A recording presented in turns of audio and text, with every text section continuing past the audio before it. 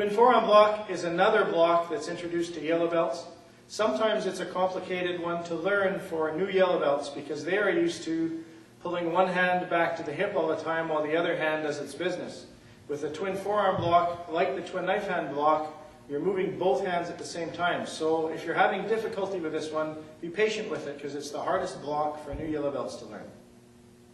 The twin forearm block, you're going to start with your hands crossed, your palms face in. What's happening is your front hand, your lead hand, is doing an outer forearm block. So it starts in by your cheek here and comes out and stops at eye level. So here to here. Here's the starting position, here's the ending position.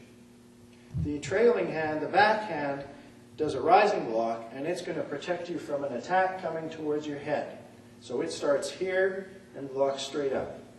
Here and straight up. So when you put them together, it looks like this. Up and apart. From here, up and apart. Now this block is generally done in an L stance. Okay? Palms start facing in. As you block, they end up facing out. Palms face in, up, palms face out. Now it's important to know it does matter which hand goes on the inside. So the one that's going to go forward always goes on the inside, and the back hand, the one that's going to go up, always goes on the outside. So each time you step in, you're going to have to change the position of your hands. So your trail leg, that's the hand that's going to go up. So from here, up and apart. Now when you step in to do the next one, you're going to cross your hands the other way.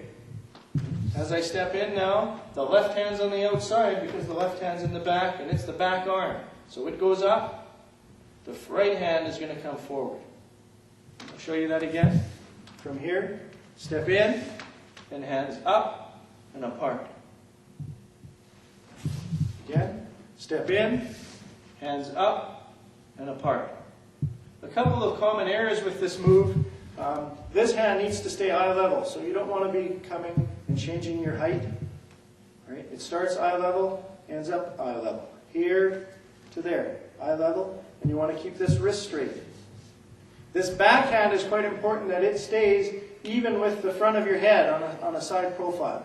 So you don't want to have your hand back too far because then you wouldn't have protected your head. And the same thing, if your hand's too forward, it won't protect your head either. So this hand has to end up flush with the front of your head here. Okay? This wrist also needs to be straight. You don't want to be here. You don't want to be here. So the block looks like this. Step in, up and apart. Cross your hands, step in, up and apart. And that's twin forearm block.